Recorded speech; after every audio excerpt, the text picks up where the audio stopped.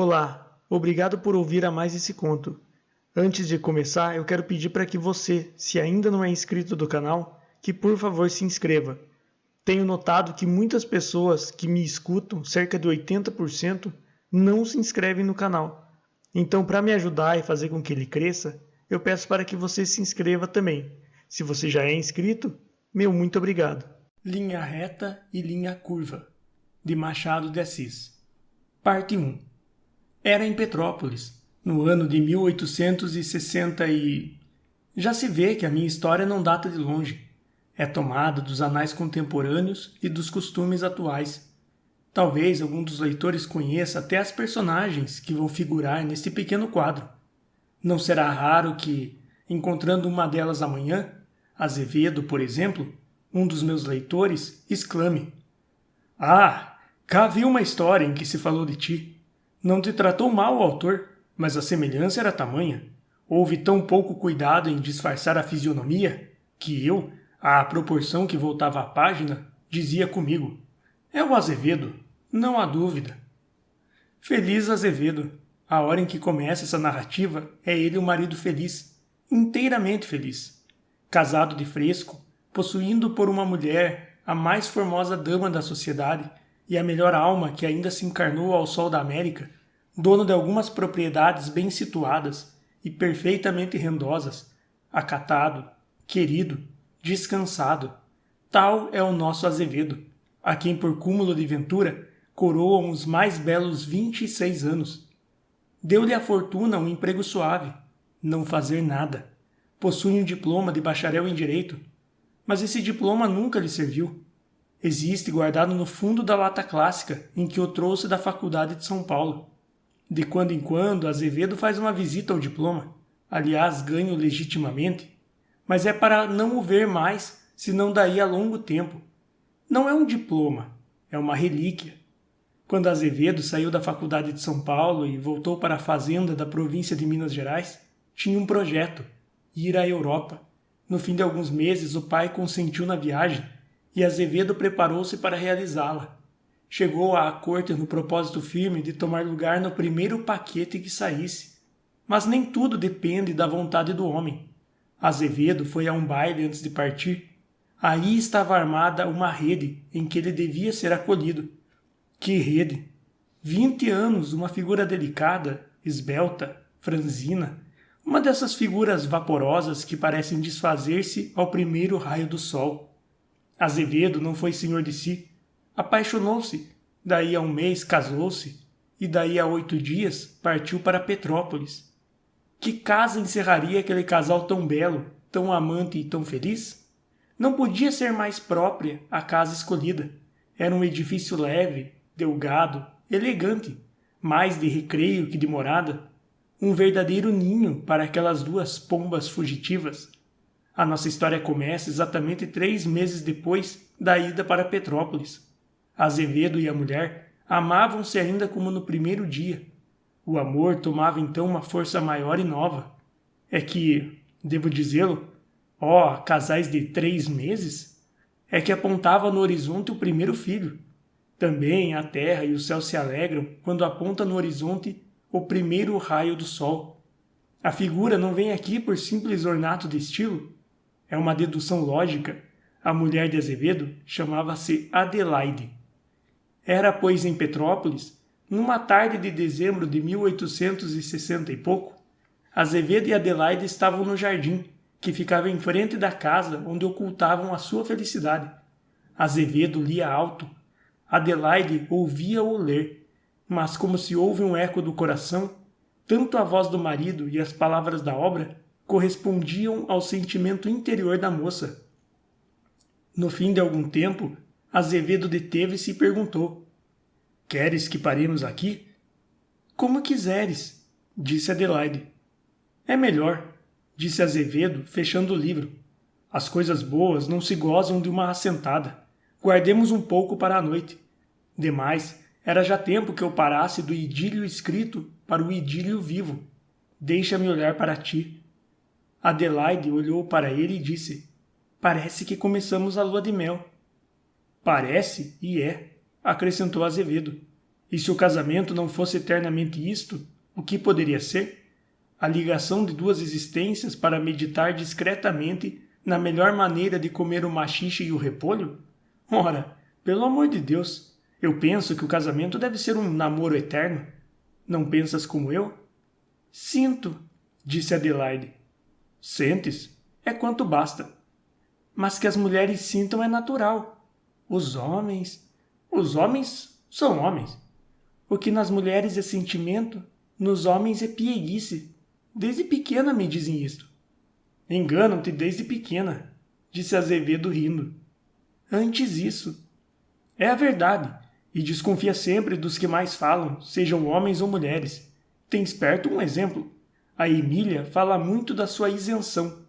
Quantas vezes se casou? Até aqui 2, e está nos 25 anos. Era melhor calar-se mais e casar-se menos. Mas nela é brincadeira, disse Adelaide. Pois não? O que não é brincadeira é que os 3 meses do nosso casamento parecem-me 3 minutos. 3 meses! Exclamou Adelaide. Como foge o tempo! Disse Azevedo. Dirás sempre o mesmo? Perguntou Adelaide com um gesto de incredulidade. Azevedo abraçou-a e perguntou. Duvidas? Receio. É tão bom ser feliz. Sê-los-á sempre, e do mesmo modo. De outro não entende eu.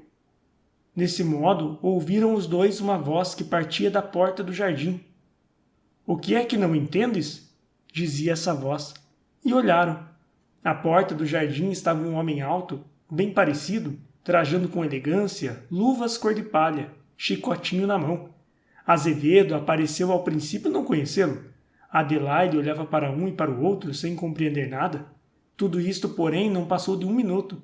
No fim dele, Azevedo exclamou. É o Tito! Entra, Tito! Tito entrou galhardamente no jardim, abraçou Azevedo e fez um cumprimento gracioso a Adelaide. É minha mulher, disse Azevedo, apresentando Adelaide ao recém-chegado. Já o suspeitava, respondeu Tito, e aproveito a ocasião para dar-te os meus parabéns. Recebeste a nossa carta de participação? Em Valparaíso. Anda sentar-te e conta-me a tua viagem. Isso é longo, disse Tito sentando-se. O que te posso contar é que desembarquei ontem no Rio. Tratei de indagar a tua morada. Disseram-me que estavas temporariamente em Petrópolis. Descansei, mas logo hoje tomei a barca da prainha e aqui estou. Eu já suspeitava que com o teu espírito de poeta irias esconder tua felicidade em algum recanto do mundo. Com efeito, isto é verdadeiramente uma nesga do paraíso. Jardim, caramanchões, uma casa leve e elegante, um livro. Bravo! Marília de Dirceu. É completo. Títere, Tupatulai. Caio no meio de um idílio. Pastorinha, onde está o cajado? Adelaide ri às gargalhadas. Tito continua. Ri mesmo como uma pastorinha alegre. E tu, Teócrito, que fazes? Deixas correr os dias como as águas do Paraíba? Feliz criatura. Sempre o mesmo, disse Azevedo. O mesmo doido? Acha que ele tem razão, minha senhora? Acho, se o não ofendo. Qual ofender? Se eu até me honro com isso, sou um doido inofensivo, isso é verdade, mas é que realmente são felizes como poucos. Há quantos meses se casaram? 3 meses faz domingo, respondeu Adelaide. Disse há pouco que me pareciam 3 minutos, acrescentou Azevedo. Tito olhou para ambos e disse sorrindo. 3 meses, 3 minutos, eis toda a verdade da vida. Se os pusessem sobre uma grelha, como São Lourenço, 5 minutos eram 5 meses. E ainda se fala em tempo. Há lá tempo. O tempo está nas nossas impressões. Há meses para os infelizes e minutos para os venturosos. Mas que ventura! Exclama Azevedo. Completa, não? Imagino, marido de um serafim, nas graças e no coração. Não reparei que estava aqui, mas não precisa corar. Disto me há de ouvir 20 vezes por dia. O que penso, digo, como não te hão de invejar os nossos amigos? Isso eu não sei. Pudera. Encafuado neste desvão do mundo, de nada podes saber. E fazes bem. Isto de ser feliz à vista de todos é repartir a felicidade. Ora, para respeitar o princípio, devo ir-me já embora. Dizendo isto, Tito levantou-se. Deixa-te disso, fica conosco. Os verdadeiros amigos também são a felicidade, disse Adelaide. Ah, é até bom que aprendas em nossa escola a ciência do casamento, acrescentou Azevedo. Para quê? Perguntou Tito, meneando o chicotinho. Para te casares. Fez Tito. Não pretende? Perguntou Adelaide. Estás ainda o mesmo que em outro tempo? O mesmíssimo, respondeu Tito. Adelaide fez um gesto de curiosidade e perguntou. Tem horror ao casamento? Não tenho vocação, respondeu Tito. É puramente um caso de vocação. Quem a não tiver, não se meta nisso, que é perder o tempo e o sossego. Desde muito tempo estou convencido disto. Ainda te não bateu a hora. Nem bate, disse Tito. Mas, se bem me lembro, disse Azevedo, oferecendo-lhe um charuto, houve um dia em que fugiste às teorias do costume. Andavas então apaixonado? Apaixonado é engano. Houve um dia em que a providência trouxe uma confirmação aos meus instintos solitários. Meti-me a pretender uma senhora. É verdade, foi um caso engraçado. Como foi o caso? Perguntou Adelaide. O Tito viu em um baile uma rapariga.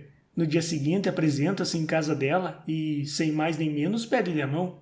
Ela responde... Que te respondeu? Respondeu por escrito que eu era um tolo e me deixasse daquilo. Não disse positivamente tolo, mas vinha a dar na mesma. É preciso confessar que semelhante resposta não era própria. Voltei atrás e nunca mais amei. Mas amou naquela ocasião? Perguntou Adelaide. Não sei se era amor, respondeu Tito. Era uma coisa, mas, note, isto foi há uns bons 5 anos. Daí para cá, ninguém mais me fez bater o coração. Pior para ti. Eu sei, disse Tito, levantando os ombros. Se não tenho os gozos íntimos do amor, não tenho nem os dissabores, nem os desenganos. É já uma grande fortuna. No verdadeiro amor, não há nada disso, disse sentenciosamente a mulher de Azevedo. Não há? Deixemos o assunto. Eu podia fazer um discurso a propósito, mas prefiro ficar conosco. Azevedo atalhou-o. Está sabido. Não tenho essa intenção. Mas tenho eu, hás de ficar. Mas se eu já mandei o criado tomar alojamento no hotel de Bragança? Pois manda contra a ordem. Fica comigo? Insisto em não perturbar a tua paz. Deixa-te disso. Fique, disse Adelaide. Ficarei. E amanhã, continuou Adelaide, depois de ter descansado, há de nos dizer qual é o segredo da isenção de que tanto se ufana. Não há segredo, disse Tito. O que há é isto, entre um amor que se oferece e uma partida de voltarete, não hesito. Atiro-me ao voltarete. A propósito, Ernesto, sabes que encontrei no Chile um famoso parceiro de voltarete? Fez a casca mais temerária que tenha visto. Sabe o que é uma casca, minha senhora? Não, respondeu-lhe Adelaide. Pois eu lhe explico. Azevedo olhou para fora e disse, aí chega a dona Emília. Com efeito, à porta do jardim, parava uma senhora dando o braço a um velho de 50 anos.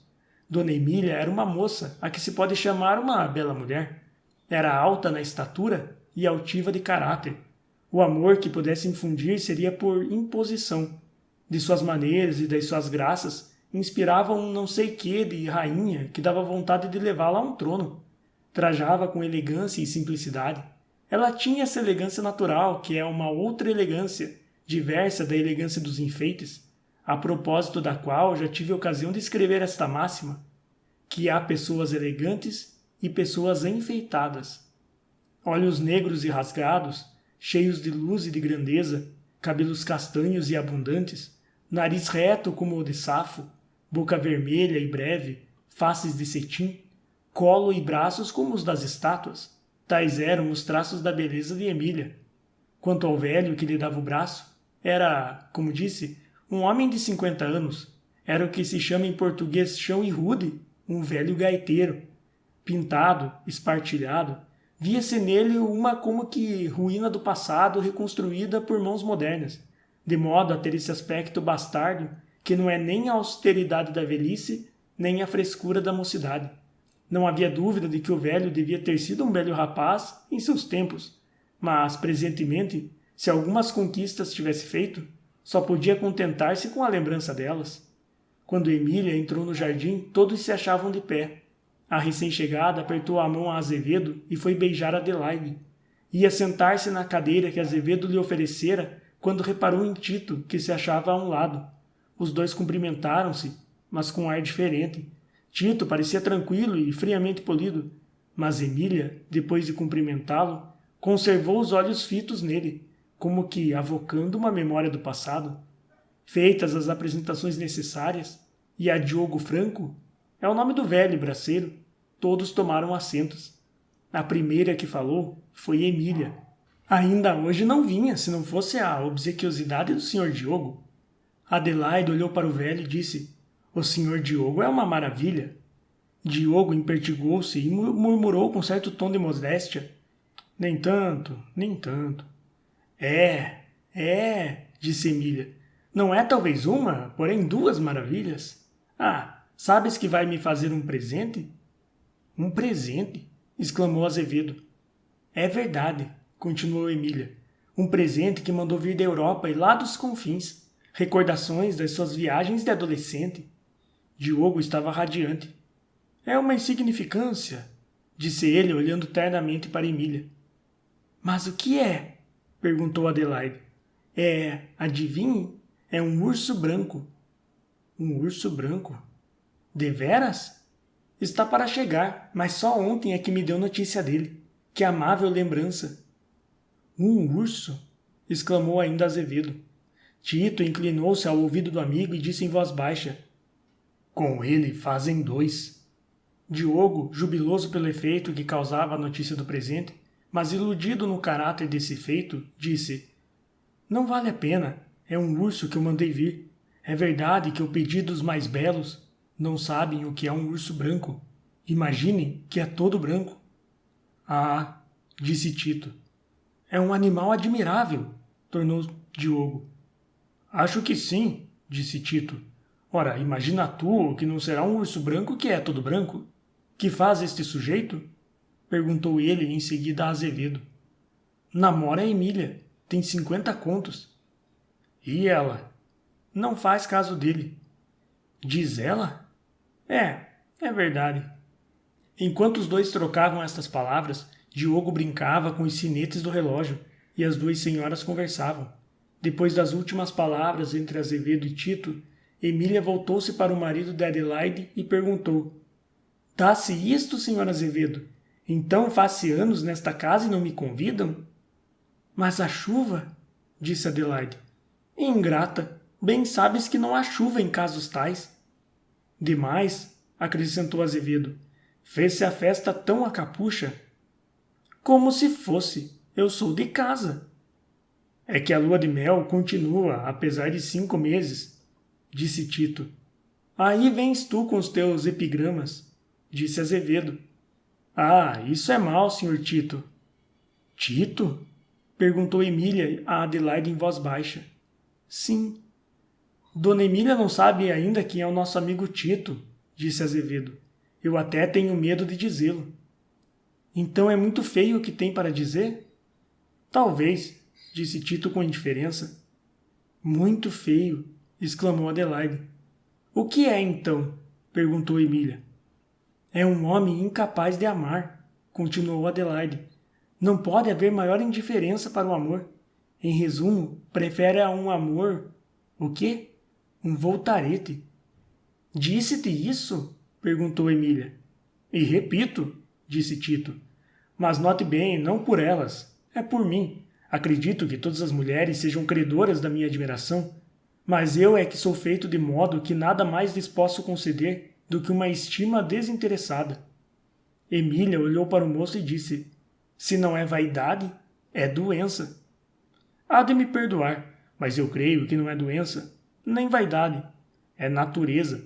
Uns aborrecem as laranjas, outros aborrecem os amores. Agora, se o aborrecimento vem por causa das cascas, não sei.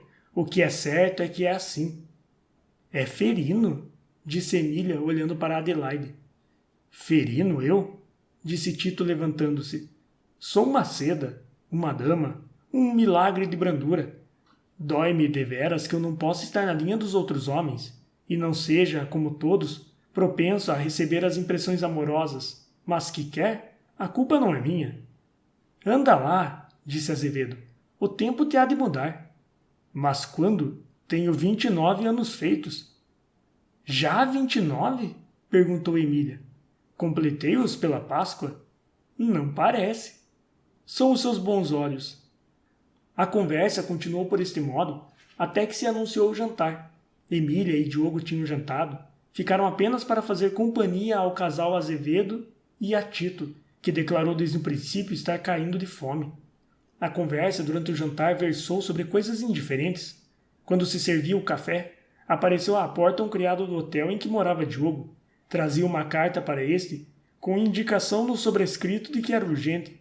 Diogo recebeu a carta, leu-a e pareceu mudar de cor. Todavia, continuou a tomar parte na conversa geral. Aquela circunstância, porém, deu lugar a que Adelaide perguntasse a Emília: Quando te deixará este eterno namorado? Eu sei cá, respondeu Emília.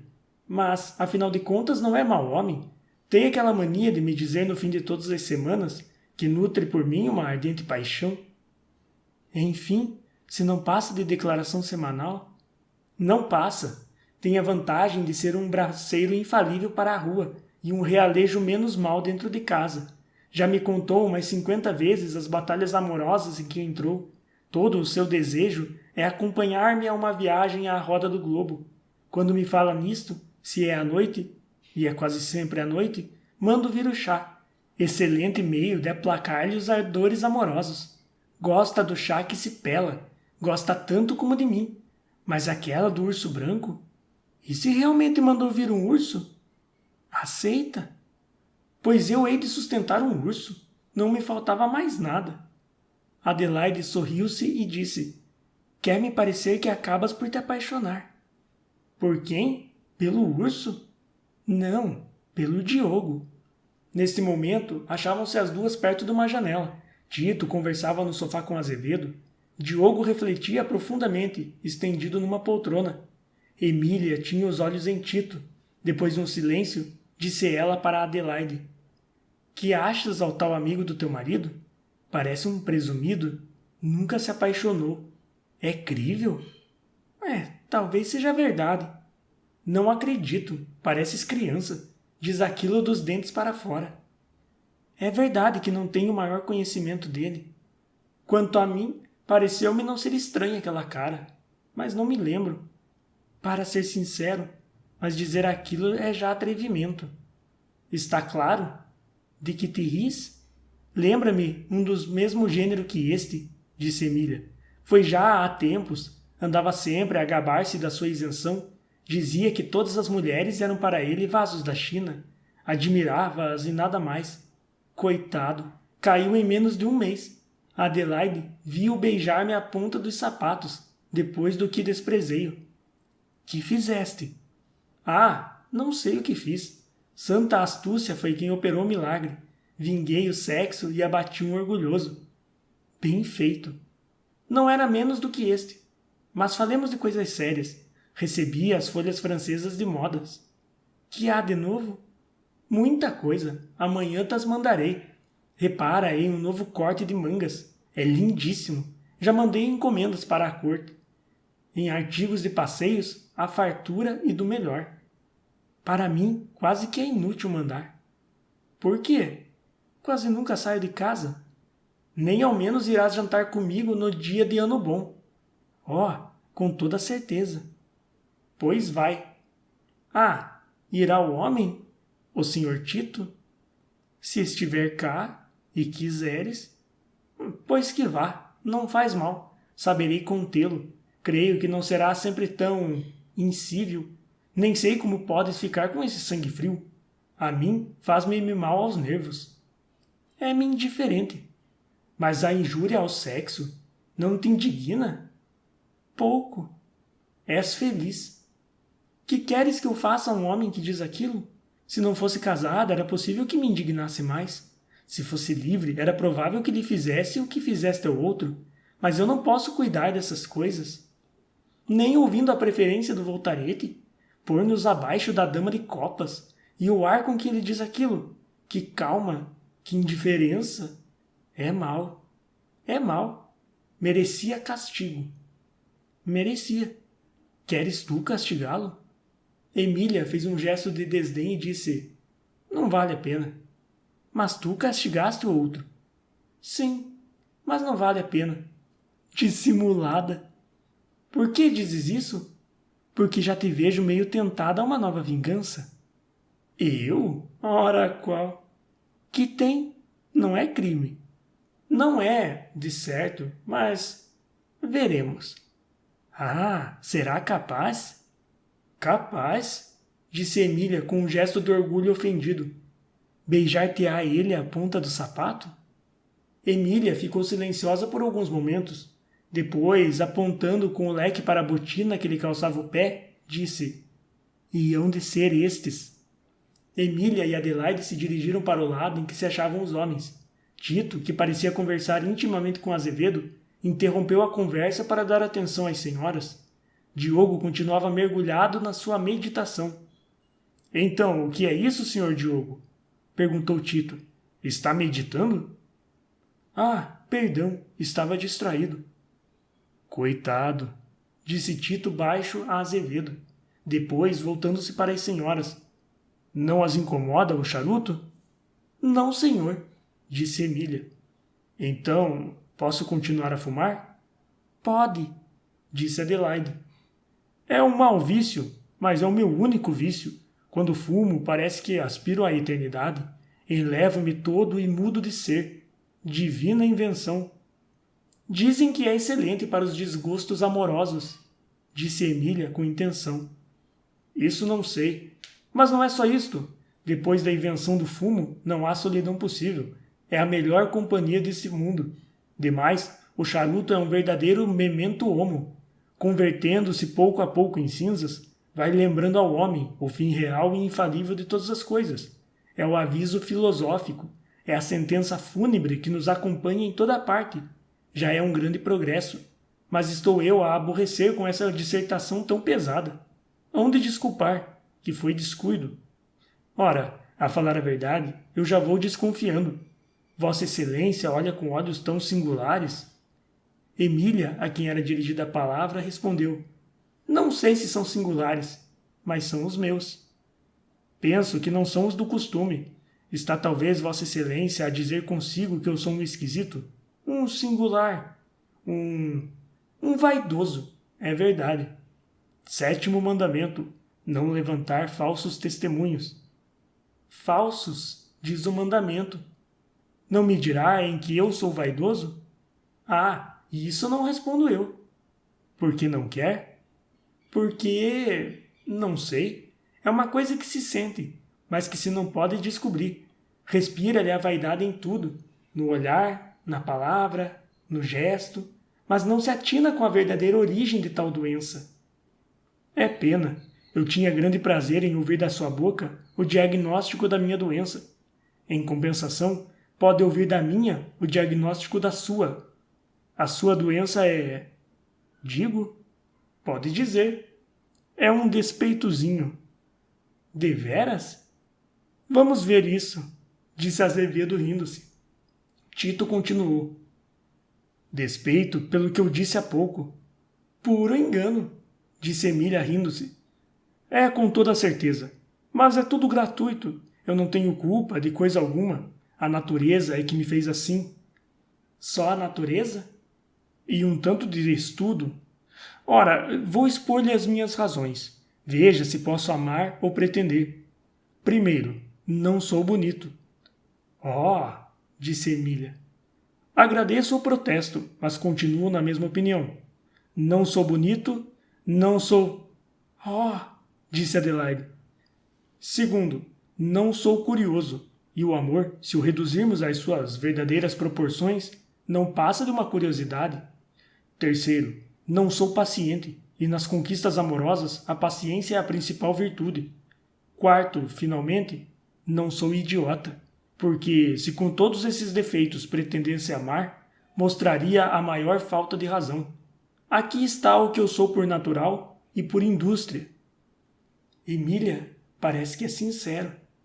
Acreditas? Sincero como a verdade, disse Tito. Em último caso, seja ou não sincero, que tenho eu com isso? Eu creio que nada, disse Tito. Parte 2. No dia seguinte, aquele em que se passaram as cenas descritas no capítulo anterior, entendeu o céu que devia regar com suas lágrimas o solo da formosa Petrópolis. Tito, que destinava esse dia a ver toda a cidade, foi obrigado a conservar-se em casa. Era um amigo que não incomodava, porque quando era demais sabia escapar-se discretamente, e quando não era, tornava-se o mais delicioso dos companheiros. Tito sabia juntar muita jovialidade a muita delicadeza. Sabia fazer rir sem saltar fora das conveniências. Acrescia que, voltando de uma longa e pitoresca viagem, trazia às algibeiras da memória, deixem passar a frase, cheias de vivas reminiscências. Tinha feito uma viagem de poeta e não de peralvilho. Soube ver e sabia contar. Estas duas qualidades, indispensáveis ao viajante, por desgraça, são as mais raras. A maioria das pessoas que viajam nem sabe ver, nem sabem contar. Tito tinha andado por todas as repúblicas do Mar Pacífico, tinha vivido no México e em alguns estados americanos, tinha depois ido à Europa no paquete da linha de Nova York, viu Londres e Paris, foi à Espanha, onde viveu a vida de alma viva, dando serenatas às janelas das rosinas de hoje. Trouxe de lá alguns leques e mantilhas. Passou à Itália e levantou o espírito à altura das recordações da arte clássica. Viu a sombra de Dante nas ruas de Florença. Viu as almas dos doges pairando saudosas sobre as águas viúvas do mar Adriático. A terra de Rafael, de Virgílio e Miguel Ângelo foi para ele uma fonte viva de recordações do passado e de impressões para o futuro. Foi à Grécia, onde soube evocar o espírito das gerações extintas que deram ao gênio da arte e da poesia um fulgor que atravessou as sombras dos séculos. Viajou ainda mais o nosso herói, e tudo viu com olhos de quem sabe ver, e tudo contava com a alma de quem sabe contar. Azevedo e Adelaide passavam horas esquecidas. Do amor, dizia ele, eu só sei que é uma palavra de 4 letras, um tanto eufônica, é verdade, mas núncia de lutas e desgraças. Os bons amores são cheios de felicidade, porque têm a virtude de não alçarem olhos para as estrelas do céu. Contentam-se com ceias à meia-noite e alguns passeios a cavalo ou por mar. Esta era a linguagem constante de Tito. Exprimia ela a verdade ou era uma linguagem de convenção? Todos acreditavam que a verdade estava na primeira hipótese, até porque esse era de acordo com o espírito jovial e folgazão de Tito. No primeiro dia da residência de Tito em Petrópolis, a chuva, como disse acima, impediu que os diversos personagens desta história se encontrassem. Cada qual ficou na sua casa, mas o dia imediato foi mais benigno. Tito aproveitou o bom tempo para ir ver a risonha cidade da Serra. Azevedo e Adelaide quiseram acompanhá-lo. Mandaram aparelhar 3 ginetes próprios para o ligeiro passeio. Na volta foram visitar Emília. Durou poucos minutos a visita. A bela viúva recebeu-os com graça e cortesia de princesa.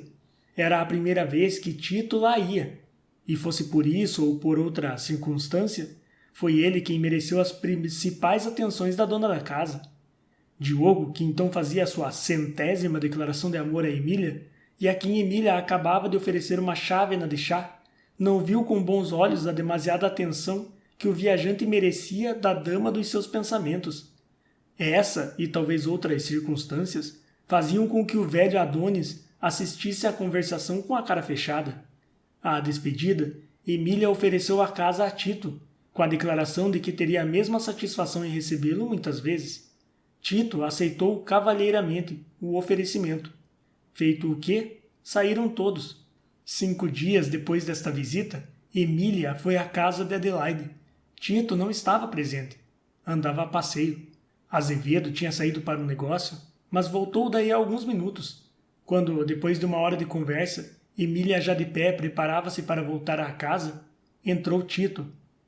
Ia sair quando entrou, disse Emília. Parece que nos contrariamos em tudo. Não é por minha vontade, respondeu Tito. Pelo contrário, meu desejo é não contrariar pessoa alguma, e, portanto, não contrariar Vossa Excelência. Não parece. Por quê? Emília sorriu e disse com uma inflexão de censura. Sabe que me daria prazer se utilizasse do oferecimento de minha casa, ainda se não utilizou. Foi esquecimento? Foi. É muito amável. Sou muito franco. Eu sei que Vossa Excelência preferiu uma delicada mentira, mas eu não conheço nada mais delicado que a verdade. Emília sorriu. Nesse momento entrou Diogo. Ia sair, dona Emília? Perguntou ele. Esperava o seu braço. Aqui o tem. Emília despediu-se de Azevedo e de Adelaide. Quanto a Tito, no momento em que ele curvava-se respeitosamente, Emília disse-lhe com a maior placidez da alma: há alguém tão delicado como a verdade. É o senhor Diogo. Espero dizer o mesmo. De mim? Interrompeu Tito.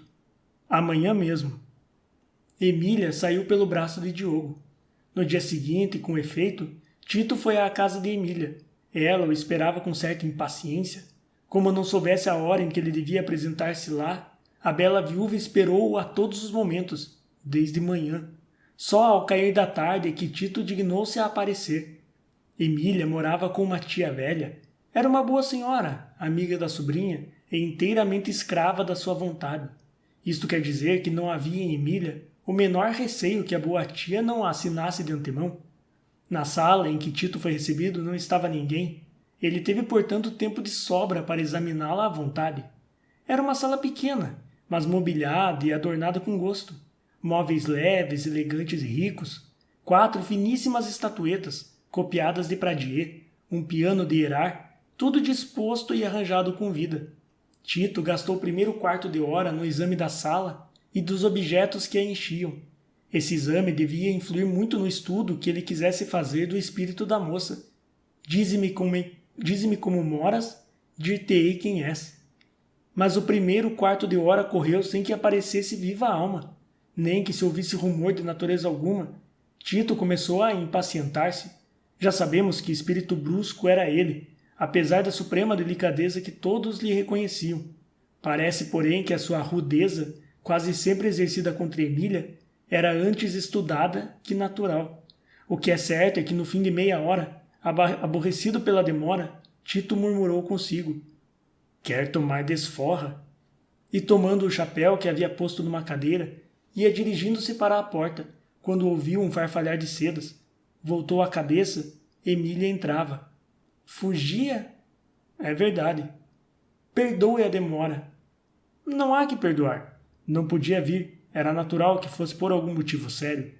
Quanto a mim, não tenho igualmente de que pedir perdão. Esperei. Estava cansado. Voltaria em outra ocasião. Tudo isto é natural. Emília ofereceu uma cadeira a Tito e sentou-se num sofá. Realmente, disse ela, acomodando o balão. O Sr. Tito é um homem original. É a minha glória. Não imagina como eu aborreço as cópias. Fazer o que muita gente faz. Que mérito há nisso? Não nasci para esses trabalhos de imitação.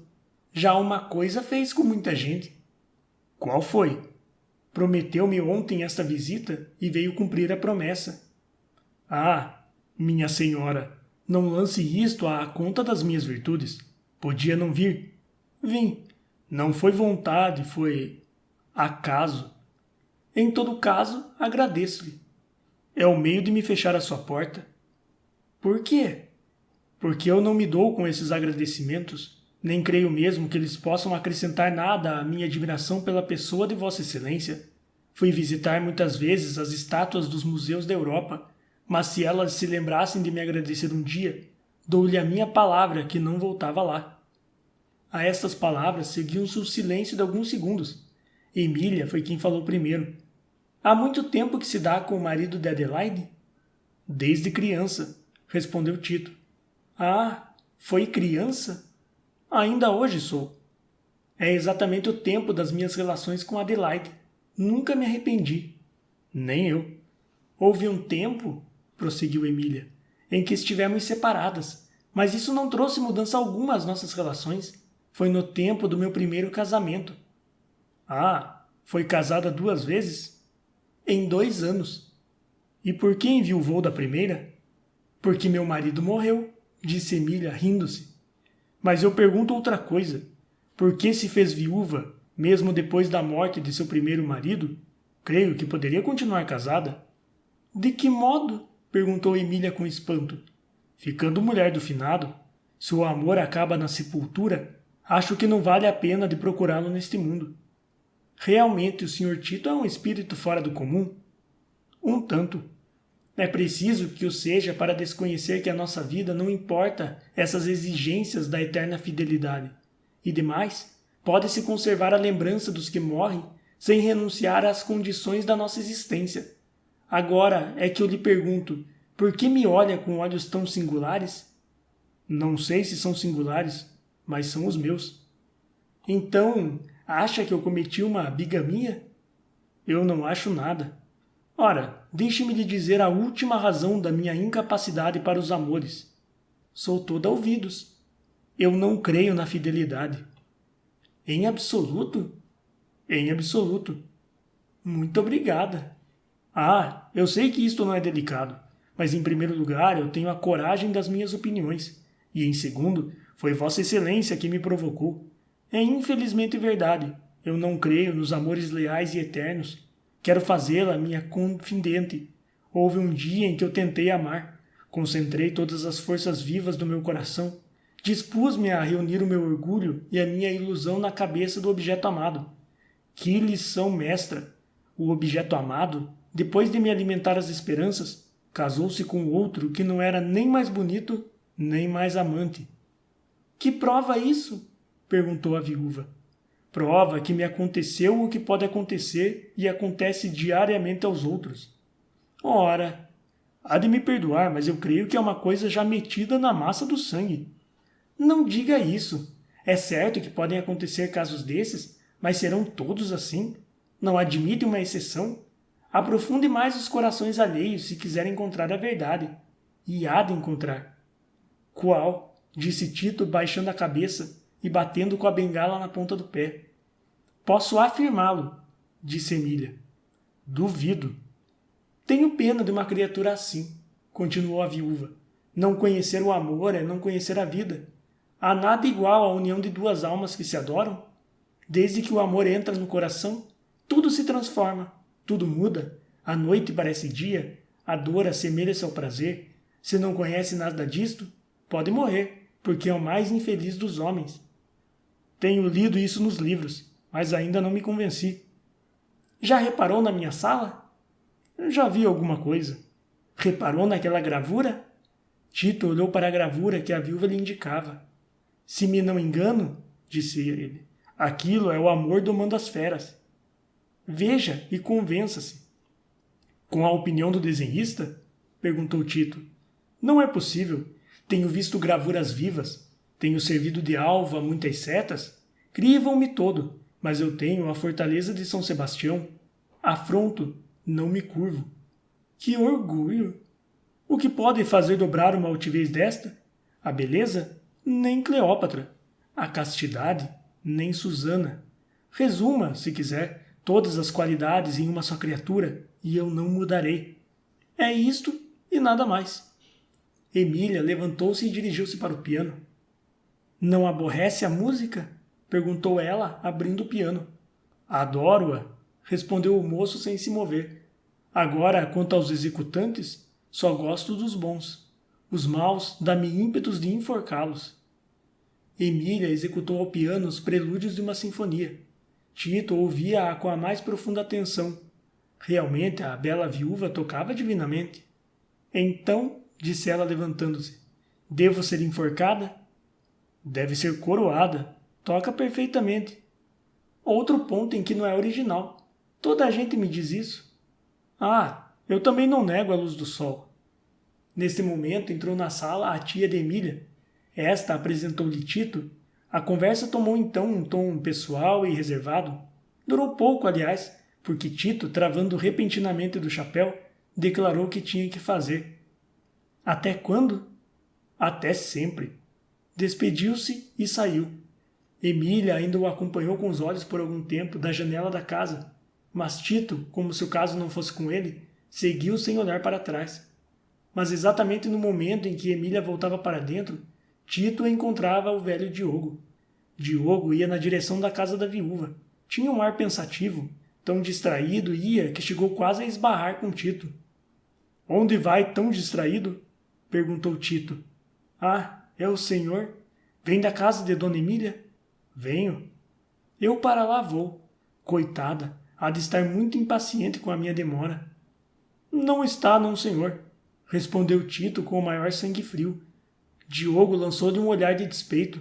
A isso seguiu-se um silêncio de alguns minutos, durante o qual Diogo brincava com a corrente do relógio, e Tito lançava ao ar novelos de fumaça de um primoroso Havana. Um desses novelos foi desenrolar-se na cara de Diogo.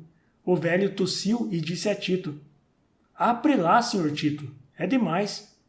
O que, meu caro senhor? Perguntou o rapaz. Até a fumaça. Foi sem reparar, mas eu não compreendo as suas palavras. Eu me faço explicar, disse o velho tomando um ar risonho. Dê-me o seu braço.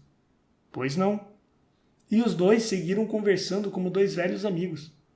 Estou pronto a ouvir sua explicação. Lá vai. Sabe o que eu quero? É que seja franco. Não ignora que eu suspiro aos pés da viúva. Peço-lhe que não discuta o fato. Admita-o, simplesmente. Até aqui tudo ia caminhando bem, quando o senhor chegou a Petrópolis. Mas, ouça-me, silenciosamente. Chegou o senhor a Petrópolis e, sem que eu lhe tivesse feito mal algum, entendeu de si para si que me havia de tirar do lance. Desde então começou a corte. Meu caro senhor Diogo, tudo isso é uma fantasia. Eu não faço a corte a Dona Emília, nem pretendo fazê-la. Vê-me acaso frequentar a casa dela? Acaba de sair de lá. É a primeira vez que a visito. Quem sabe? Demais, ainda ontem não ouviu em casa de Azevedo as expressões com que ela se despediu de mim? Não são de mulher que... Ah, isso não prova nada. As mulheres, e sobretudo aquela, nem sempre dizem o que sentem. Então acha que aquela sente alguma coisa por mim? Se não fosse isso, não lhe falaria.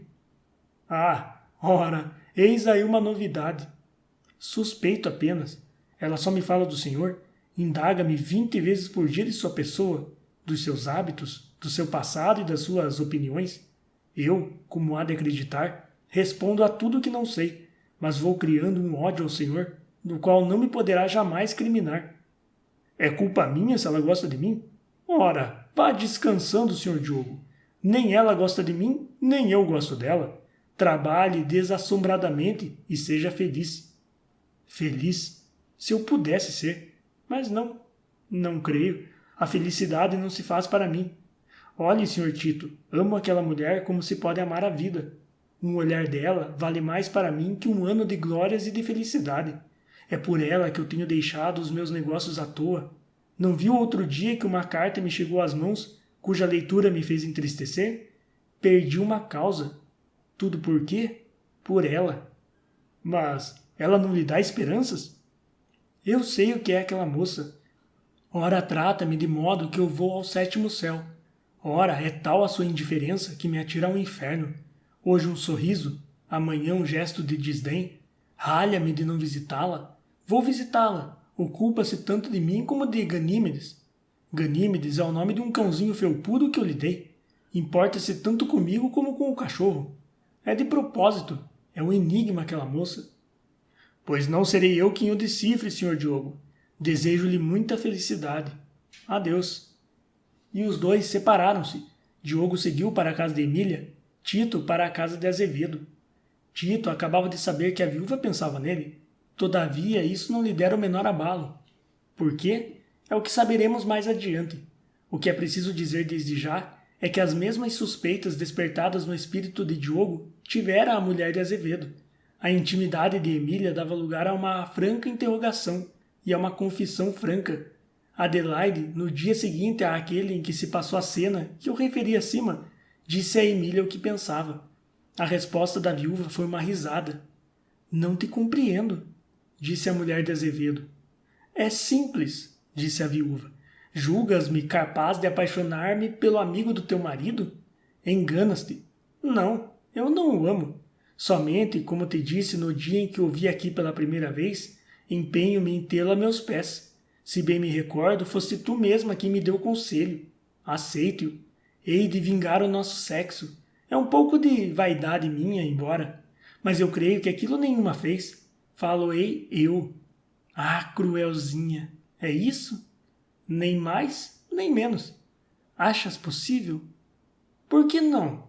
Reflete que a derrota será dupla. Será, mas não deve de haver. Esta conversa foi interrompida por Azevedo. Um sinal de Emília fez calar Adelaide. Ficou convencionado que nem mesmo Azevedo saberia de coisa alguma, e, com efeito, Adelaide nada comunicou a seu marido. Parte 3. Tinham-se passado 8 dias depois do que acabo de narrar. Tito, como temos visto até aqui, estava no terreno do primeiro dia. Passeava, lia, conversava e parecia inteiramente alheio aos planos que se tramavam em roda dele. Durante esse tempo foi apenas 2 vezes à casa de Emília, uma com a família de Azevedo, outra com Diogo. Nessas visitas era sempre o mesmo, frio, indiferente, impassível. Não havia olhar, por mais sedutor e significativo que o abalasse, nem a ideia de que andava no pensamento da viúva era capaz de animá-lo. Por que, ao menos, se não é capaz de amar, não procura entreter um desses namoros de sala que tanto lisonjeiam a vaidade dos homens? Esta pergunta era feita por Emília a si mesma, sob a impressão da estranheza que lhe causava a indiferença do rapaz. Ela não compreendia que Tito pudesse conservar-se de gelo diante dos seus encantos, mas infelizmente era assim. Cansada de trabalhar em vão, a viúva determinou dar um golpe mais decisivo. Encaminhou a conversa para as doçuras do casamento e lamentou o estado de sua viuvez. O casal Azevedo era para ela o tipo da perfeita felicidade conjugal. Apresentava-o aos olhos de Tito como um incentivo para quem queria ser venturoso na terra.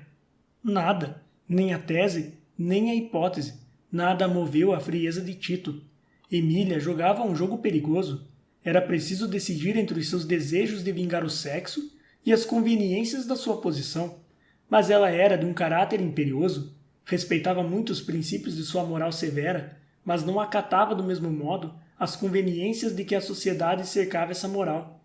A vaidade impunha no espírito dela com força prodigiosa, assim que a bela viúva foi usando todos os meios que era lícito empregar para fazer apaixonar Tito.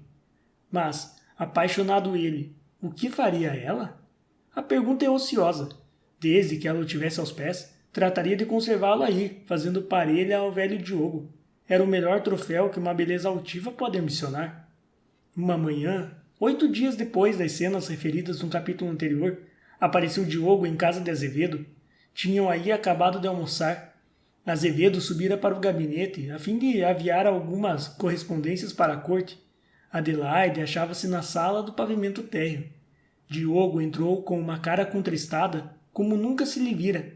Adelaide correu para ele. — Que é isso? — perguntou ela. — Ah, minha senhora, sou o mais infeliz dos homens. — Por quê? Venha sentar-se. Diogo sentou-se, ou antes deixou-se cair na cadeira que Adelaide lhe ofereceu. Esta tomou lugar ao pé dele, animou-o a contar as suas mágoas. — Então, o que há? — 2 desgraças, respondeu ele. A primeira em forma de sentença. Perdi mais uma demanda. É uma desgraça isto, mas não é nada. Pois há maior? Ah, a segunda desgraça foi em forma de carta. De carta? Perguntou Adelaide. De carta. Veja isto. Diogo tirou da carteira uma cartinha cor-de-rosa, cheirando a essência de magnólia. Adelaide leu a carta para si. Quando ela acabou, perguntou-lhe o velho. Que me diz a isto? Não compreendo, respondeu Adelaide. Esta carta é dela. Sim, e depois? É para ele. Ele quem? Ele, o diabo, o meu rival, o Tito. Ah, dizer-lhe o que senti quando apanhei esta carta é impossível. Nunca tremi na minha vida, mas quando li isto, não sei que vertigem se apoderou de mim. Ando tonto, a cada passo como que desmaio. Ânimo, disse Adelaide. É isto mesmo que eu vim a buscar. É uma consolação, uma animação. Soube que estava aqui e estimei achá-la só. Ah, quanto sinto que o estimável seu marido esteja vivo, porque a melhor consolação era aceitar Vossa Excelência, um coração tão mal compreendido.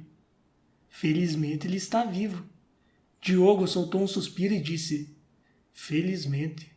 E depois de um silêncio continuou. Tive duas ideias. Uma foi o desprezo, mas desprezá-los é pô-los em maior liberdade e ralar-me de dor e de vergonha. A segunda foi o duelo. É melhor. Eu mato ou... Deixe-se disso. É indispensável que um de nós seja arriscado dos números dos vivos. Pode ser engano. Mas não é engano, é certeza. Certeza de quê? Diogo abriu o bilhete e disse, ora, ouça. Se ainda não me compreendeu, é bem curto de penetração. Tire a máscara e eu me explicarei. Esta noite tomo chá sozinha. O importuno Diogo não me incomodará com as suas tolices. Dê-me a felicidade de vê-lo e admirá-lo. Emília. Mas que é isto? Que é isto? Ah, se fosse mais do que isto já eu estava morto. Pude pilhar a carta e a tal entrevista não se deu. Quando foi escrita a carta? Ontem. Tranquilize-se. É capaz de guardar um segredo? O que vou lhe dizer é grave, mas só sua aflição me faz falar. Posso afirmar-lhe que esta carta é uma pura caçoada. Trata-se de vingar o nosso sexo ultrajado. Trata-se de fazer com que Tito se apaixone. Nada mais. Diogo estremeceu de alegria. Sim? Perguntou ele. É pura verdade. Mas veja lá, isto é segredo. Se lhe o descobrir, foi por vê-lo aflito. Não nos comprometa. Isso é sério? Insistiu Diogo. Como quer que lhe o diga? Ah, peso me tirou. Pode estar certo de que o segredo caiu num poço. Oh, muito me hei de rir. Muito me hei de rir. Que boa inspiração tive em vir falar-lhe. Diga-me, como posso dizer a Emília que sei tudo? Não. É então melhor que não me dê por achado? Sim. Muito bem. Dizendo essas palavras, o velho Diogo esfregava as mãos e piscava os olhos. Estava radiante. Que? Ver o suposto rival sendo vítima dos laços da viúva. Que glória! Que felicidade! Nisto estava quando a porta do interior apareceu. Tito acabava de levantar-se da cama. Bom dia, dona Adelaide, disse ele, dirigindo-se para a mulher de Azevedo. Depois sentando-se e voltando a cara para Diogo. Bom dia, disse. Está alegre hoje? Tirou a sorte grande? A sorte grande? Perguntou Diogo. Tirei. Dormiu bem? Perguntou Adelaide a Tito. Como um justo que sou. Tive sonhos cor-de-rosa. Sonhei com o senhor Diogo. Ah, sonhou comigo? Murmurou entre dentes o velho namorado. Coitado, tenho pena dele. Mas onde está Azevedo? Perguntou Tito a Adelaide. Anda de passeio. Já? Pois então, 11 horas. 11 horas? É verdade, acordei muito tarde. Tinha 2 visitas para fazer. Uma a dona Emília. Ah, disse Diogo. De que se espanta, meu caro? De nada. Bom, vou mandar pôr o seu almoço, disse Adelaide. Os dois ficaram sós. Tito acendeu um cigarro de palha. Diogo afetava grande distração, mas olhava sorrateiramente para o moço. Este apenas soltou 2 fumaças, voltou-se para o velho e disse, como vão os seus amores? Que amores? Os seus? A Emília? Já lhe fez compreender toda a imensidão da paixão que o devora? Qual? Preciso de algumas lições. Se mas quisesse dar? Eu? Está sonhando. Ah, eu sei que o senhor é forte. É modesto, mas é forte. E até fortíssimo. Ora, eu sou realmente um aprendiz. Tive há pouco a ideia de desafiá-lo. A mim? É verdade, mas foi uma loucura de que me arrependi. Além de que não é uso em nosso país. Em toda parte é uso vingar a honra. Bravo, Dom Quixote! Ora, eu acreditava me ofendido na honra. Por mim? Mas emendei a mão. Reparei que era antes eu quem ofendia pretendendo lutar com o mestre. Eu, simples aprendiz? Mestre de quê? Dos amores? Eu sei que é mestre. Deixe-se disso, eu não sou nada. O senhor Diogo, sim. O senhor vale um urso, vale mesmo 2. Como havia de eu... Ora, aposto que teve ciúmes? Exatamente. Mas era preciso não me conhecer, não sabe das minhas ideias? Homem, às vezes é pior. Pior como? As mulheres não deixam uma afronta sem castigo. As suas ideias são afrontosas. Qual será o castigo? Paro aqui. Paro aqui. Onde vai? Vou sair. Adeus. Não se lembre mais da minha desastrada ideia do duelo. Que está acabado. Ah, o senhor escapou de boa. De quê? De morrer. Eu enfiava-lhe a espada por esse abdômen, com um gosto só comparável ao que tenho de abraçá-lo vivo e são. Diogo riu-se com um riso amarelo. Obrigado, obrigado. Até logo. Venha cá. Onde vai? Não se despede de Dona Adelaide? Eu já volto, disse Diogo, travando do chapéu e saindo precipitadamente. Tito ainda o acompanhou com os olhos. Este sujeito, disse o moço consigo quando se viu só, não tem nada de original. Aquela opinião a respeito das mulheres não é dele. Melhor, já se conspira. É o que me convém. Hás de vir. Hás de vir. Um criado alemão veio anunciar a Tito que o almoço estava preparado. Tito ia entrando quando assomou à porta a figura de Azevedo. Ora, graças a Deus, o meu amigo não se levanta com o sol. Estás com olhos de quem acaba de dormir. É verdade, e vou almoçar. Dirigiram-se os dois para dentro, onde a mesa estava posta à espera de Tito. Almoças outra vez? Perguntou Tito. Não. Pois então vais ver como se come. Tito sentou-se à mesa. Azevedo estirou-se num sofá. Onde foste? Perguntou Tito. Fui passear. Compreendi que é preciso ver e admirar o que é indiferente para apreciar e ver aquilo que faz a felicidade íntima do coração. Ah, sim? Bem vês que até a felicidade por igual fatiga. Afinal, sempre a razão do meu lado. Talvez, apesar de tudo, quer me parecer que já intentas entrar na família dos casados. Eu? Tu sim. Por quê? Mas, dize, é ou não verdade? Qual verdade? O que sei é que uma destas tardes em que adormeceste lendo, não sei que livro, ouvi-te pronunciar em sonhos com a maior ternura o nome de Emília. Deveras? Perguntou Tito mastigando. É exato. Concluí que se sonhavas com ela, é que a tinhas no pensamento, e se a tinhas no pensamento, é que a amavas. Concluíste mal. Mal? Concluíste como um marido de 5 meses. Que prova um sonho? Não prova nada. Pareces velha e supersticiosa. Mas enfim, alguma coisa há por força. Serás capaz de me dizeres o que é? Homem, podia dizer-te alguma coisa se não fosses casado. Que tem que eu seja casado? Tem tudo. Seria indiscreto sem querer e até sem saber. À noite, entre um beijo e um bocejo, o marido e a mulher abrem um para o outro a bolsa das confidências. Sem pensares, podes deitar tudo a perder. Não digas isso. Vamos lá. Há novidade? Não há nada.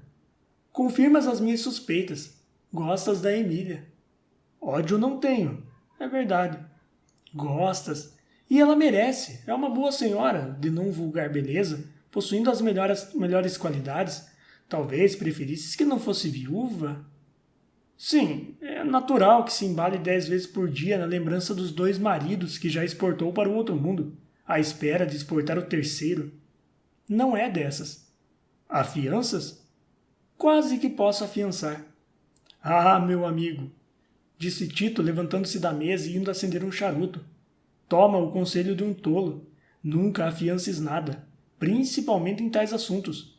Entre a prudência discreta e a cega confiança não é lícito duvidar. A escolha está decidida nos próprios termos da primeira. O que podes tu afiançar a respeito de Emília? Não a conheces melhor do que eu. Há 15 dias que nos conhecemos, e eu já lhe leio no interior. Estou longe de atribuir-lhe maus sentimentos, mas tenho a certeza de que não possui as raríssimas qualidades que são necessárias à exceção. Que sabes tu? Realmente, eu não sei nada. Não sabes nada, disse Tito consigo. Falo pelas minhas impressões. Parecia-me que um casamento entre vocês ambos não vinha fora de propósito. Se me falas outra vez em casamento, saio. Pois só a palavra? A palavra, a ideia, tudo. Entretanto, admiras e aplaudes o meu casamento? Ah, eu aplaudo nos outros muitas coisas de que não sou capaz de usar. Depende da vocação. Adelaide apareceu à porta da sala de jantar. A conversa cessou entre os dois rapazes. Trago-lhe uma notícia. Que notícia? Perguntaram-lhe os dois. Recebi um bilhete de Emília.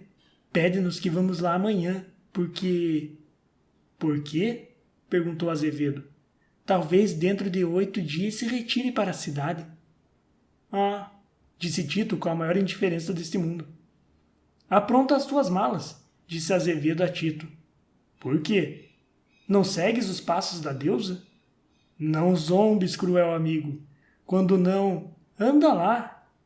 Adelaide sorriu ouvindo essas palavras. Daí a meia hora, Tito subiu para o gabinete em que Azevedo tinha os livros. Ia, dizia, ler as Confissões de Santo Agostinho. Que repentina viagem é esta? Perguntou Azevedo à sua mulher. Tens muito empenho em saber? Tenho. Pois bem, olha que é segredo. Eu não sei positivamente, mas creio que é uma estratégia. Estratégia? Não entendo. Eu te digo, trata-se de prender o Tito. Prender? Estás hoje tão bronco. Prender pelos laços do amor. Ah! Emília julgou que deve fazê-lo. É só para brincar. No dia em que ele se declarar vencido, fica ela vingada do que ele disse contra o sexo. Não está mal. E tu entras nessa estratégia? Como conselheira. Trama-se então contra um amigo, um alter ego. Tá. Cala a boca. Não vás fazer abortar o plano. Azevedo riu-se a bandeiras despregadas. No fundo, achava engraçada a punição premeditada ao pobre Tito. A visita que Tito disse ter de fazer à viúva naquele dia não se realizou. Diogo, que apenas saíra da casa de Azevedo, ciente das intenções da viúva, fora para casa e desta esperar o rapaz. Embalde lá esteve durante o dia, embalde jantou, embalde aborreceu a tarde inteira, tanto a Emília como a tia. Tito não apareceu, mas à noite, a hora em que Diogo, já vexado de tanta demora na casa da moça, tratava de sair, anunciou-se a chegada de Tito. Emília estremeceu, mas esse movimento escapou a Diogo. Tito entrou na sala onde se achavam Emília, a tia e Diogo. Não contava com a sua visita, disse a viúva. Eu sou assim, apareço quando não me esperam. Sou como a morte e a sorte grande. Agora é sorte grande, disse Emília. Que número é o seu bilhete, minha senhora? Número 12, isto é, 12 horas que tenho tido o prazer de ter hoje aqui o senhor Diogo. 12 horas? Exclamou Tito, voltando-se para o velho. Sem que ainda nosso bom amigo nos contasse uma história. 12 horas, repetiu Tito. Que admira, meu caro senhor? Perguntou Diogo. Acho um pouco estirado. As horas contam-se quando são aborrecidas. Peço para me retirar. E dizendo isto, Diogo travou do chapéu para sair, olhando um olhar de despeito e ciúme para a viúva. Que é isso? Perguntou esta. Onde vai? Dou asas às horas, respondeu Diogo ao ouvido de Emília. Vão correr depressa agora. Perdoa-lhe e peço que se sente. Diogo sentou-se. A tia de Emília pediu licença para retirar-se alguns minutos. Ficaram os três. Mas então, disse Tito, nem ao menos uma história contou? Nenhuma. Emília lançou um olhar a Diogo como para tranquilizá-lo. Este, mais calmo então, lembrou-se do que Adelaide lhe havia dito e voltou às boas.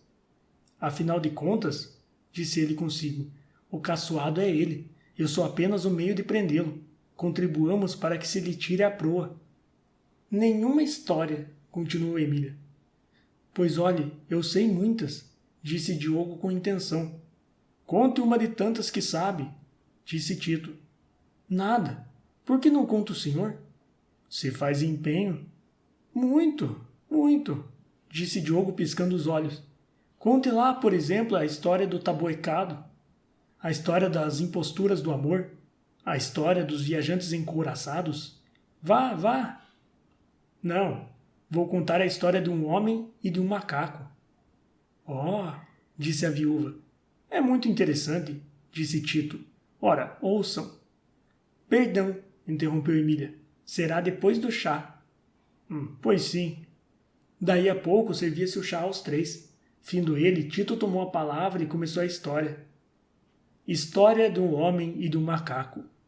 Não longe da vila tal, no interior do Brasil, morava há uns 20 anos um homem de 35 anos, cuja vida misteriosa era o objeto das conversas das vilas próximas e o objeto do terror que experimentavam os viajantes, que passavam na estrada a 2 passos da casa. A própria casa era já de causar apreensões aos espíritos menos timoratos. Vista de longe nem parecia casa, tão baixinha era, mas quem se aproximasse conheceria aquela construção singular. Metade do edifício estava ao nível do chão e metade abaixo da terra. Era, entretanto, uma casa solidamente construída. Não tinha porta nem janelas. Tinha um vão quadrado que servia ao mesmo tempo de janela e de porta. Era por ali que o misterioso morador entrava e saía. Pouca gente o via sair, não só porque ele raras vezes o fazia, como porque o fazia em horas impróprias. Era nas horas da lua cheia que o solitário deixava a residência para ir passear nos arredores. Levava sempre consigo um grande macaco, que acudia pelo nome de Calígula. O macaco e o homem e o macaco eram 2 amigos inseparáveis, dentro e fora de casa, na lua nova. 1000 versões corriam a respeito desse misterioso solitário. A mais geral é que era um feiticeiro. Havia uma que o dava por doido, outra por simplesmente atacado de misantropia. Esta última versão tinha por si 2 circunstâncias. A primeira era não constar nada de positivo que fizesse reconhecer no homem hábitos de feiticeiro ou alienado. A segunda era a amizade que lhe parecia votar ao macaco e o horror com que fugia o olho dos homens. Quando a gente se aborrece dos homens, toma sempre a afeição dos animais, que tem a vantagem de não discorrer nem intrigar. O misterioso é preciso dar-lhe um nome. Chamemo-lo Daniel. Daniel preferia o macaco e não falava a mais homem algum. Algumas vezes os viajantes que passavam pela estrada ouviam partir de dentro da casa gritos do macaco e do homem. Era o homem que afagava o macaco. Como se alimentavam aquelas 2 criaturas? Houve quem visse um dia de manhã abrir-se a porta, sair o macaco e voltar pouco depois com um embrulho na boca. O tropeiro que presenciava esta cena quis descobrir onde ia o macaco buscar aquele embrulho que levava sem dúvida os alimentos dos 2 solitários. Na manhã seguinte introduziu-se no mato. O macaco chegou à hora do costume e dirigiu-se para um tronco de árvore. Havia sobre esse tronco um grande galho que o bicho atirou ao chão. Depois, introduzindo as mãos no interior do velho tronco, tirou um embrulho igual ao da véspera e partiu. O tropeiro persignou-se e tão apreensivo ficou com a cena que acabava de presenciar que não a contou a ninguém. Durava esta existência 3 anos. Durante esse tempo o homem não envelhecera. Era o mesmo que no primeiro dia. Longas barbas ruivas e cabelos grandes caídos para trás. Usava um grande casaco de baeta, tanto no inverno como no verão. Calçava botas e não usava chapéu. Era impossível aos passageiros e aos moradores das vizinhanças penetrar na casa do solitário.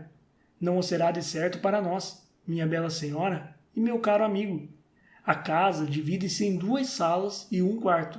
Uma sala é para jantar, a outra é a de visitas. O quarto é ocupado pelos 2 moradores, Daniel e Calígula. As 2 salas são de iguais dimensões. O quarto é uma metade da sala. A mobília da primeira sala compõe-se de 2 sujos bancos encostados à parede, uma mesa baixa no centro. O chão é assoalhado. Pendem das paredes 2 retratos, um de moça, outro de velho. A moça é uma figura angélica e deliciosa. O velho inspirava respeito e admiração. Das outras 2 paredes pendem, de um lado uma faca de cabo de marfim e do outro uma mão de defunto, amarela e seca. A sala de jantar tem apenas uma mesa e 2 bancos. A mobília do quarto resume-se num grabato em que dorme Daniel. Calígula estende-se no chão, junto à cabeceira do dono. Tal é a mobília da casa. A casa, que de fora parece não ter capacidade suficiente para conter um homem em pé, é contudo suficiente, visto estar, como disse, entranhada no chão. Que vida terão passado aí dentro o macaco e o homem no espaço de 3 anos? Não saberei dizê-lo. Quando Calígula traz de manhã um embrulho, Daniel divide a comida em 2 porções, uma para o almoço, outra para o jantar. Depois homem e macaco sentam-se em face um do outro na sala de jantar e comem irmãmente as 2 refeições. Quando chega a lua, saem os 2 solitários, como eu já disse todas as noites, até a época em que a lua passar a ser minguante. Saem às 10 horas, pouco mais ou menos, e voltam pouco mais ou menos às 2 horas da madrugada. Quando entram, Daniel tira a mão do finado que pende da parede e dá com ela 2 bofetadas em si próprio. Feito isto, vai deitar-se. Calígula acompanha-o. Uma noite, era no mês de junho, época de lua cheia. Daniel preparou-se para sair. Calígula deu um pulo e saltou a estrada. Daniel fechou a porta, e lá se foi com o macaco estrada acima. A lua, inteiramente cheia, projetava os seus reflexos plácidos e melancólicos na vasta floresta que cobria as colinas próximas, e clareava toda a vasta campina que rodeava a casa. Só se ouvia ao longe o murmúrio de uma cachoeira, e ao perto o piar de algumas corujas, e o chiurar de uma infinidade de grilos espalhados na planície.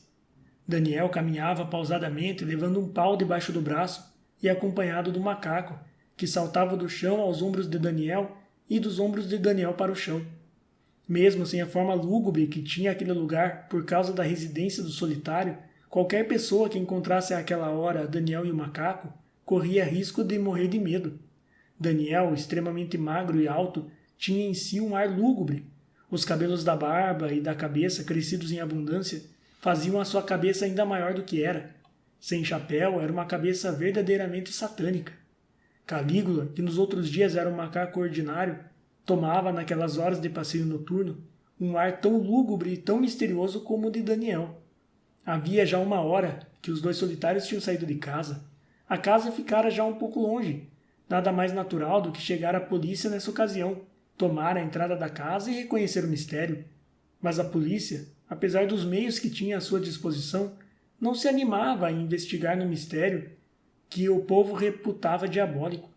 Também a polícia é humana, e nada do que é humano lhe é desconhecido. Havia 1 hora, disse eu, em que os 2 passeadores tinham saído de casa. Começavam então a subir uma pequena colina. Tito foi interrompido por um bocejo do velho Diogo. Quer dormir? Perguntou o rapaz. É o que eu vou fazer. Mas a história? A história é muito divertida. Até aqui só temos visto 2 coisas, um homem e um macaco. Perdão, temos mais 2, um macaco e um homem. É muito divertida, mas para variar, o homem vai sair e fica o macaco. Dizendo essas palavras com uma raiva cômica, Diogo travou do chapéu e saiu. Tito soltou uma gargalhada. Mas, vamos ao fim da história. Que fim, minha senhora? Eu já estava em talas por não saber como continuar. Era um meio de servi-la. Vejo que é um velho aborrecido. Não é, está enganado. Ah, não? Divirto-me com ele, o que não impede que a presença do Senhor me dê um infinito prazer. Vossa Excelência disse agora uma falsidade. Qual foi?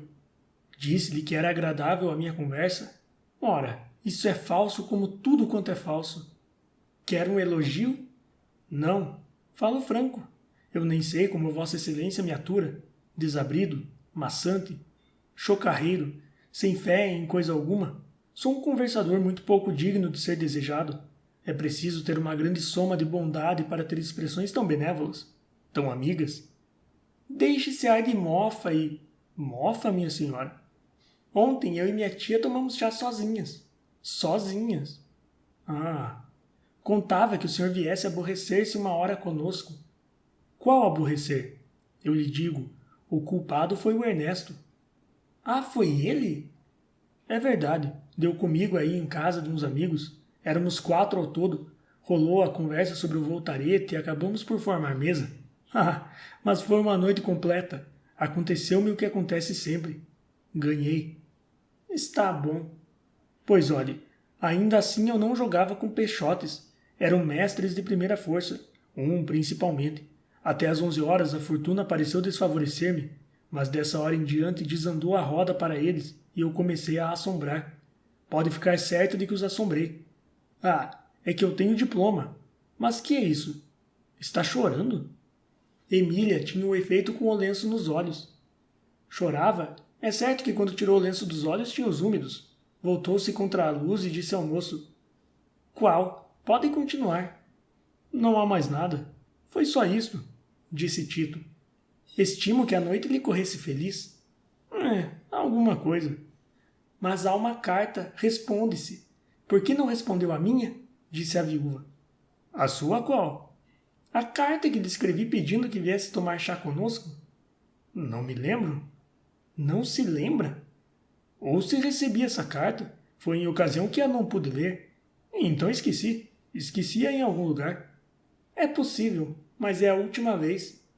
Não me convida mais para tomar chá? Não. Pode arriscar-se a perder distrações melhores. Isso não digo. A senhora trata bem a gente e em sua casa passam-se bem as horas. Isto é com franqueza. Mas então tomou chá sozinha? E o Diogo? Descartei-me dele. Acha que ele seja divertido? Parece que sim, é um homem delicado, um tanto dado às paixões. É verdade, mas sendo esse defeito comum, acho que nele não há muito digno de censura. O Diogo está vingado. De que, minha senhora? Emília olhou fixamente para Tito e disse: De nada. E levantando-se, dirigiu-se para o piano. Vou tocar, disse ela. Não o aborrece? De modo nenhum. Emília começou a tocar, mas era uma música tão triste que infundia certa melancolia no espírito do moço.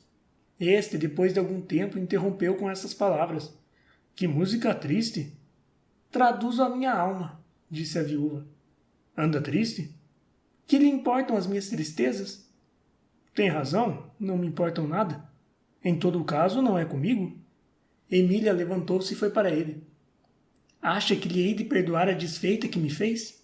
Disse ela. Que desfeita, minha senhora? A desfeita de não vir ao meu convite.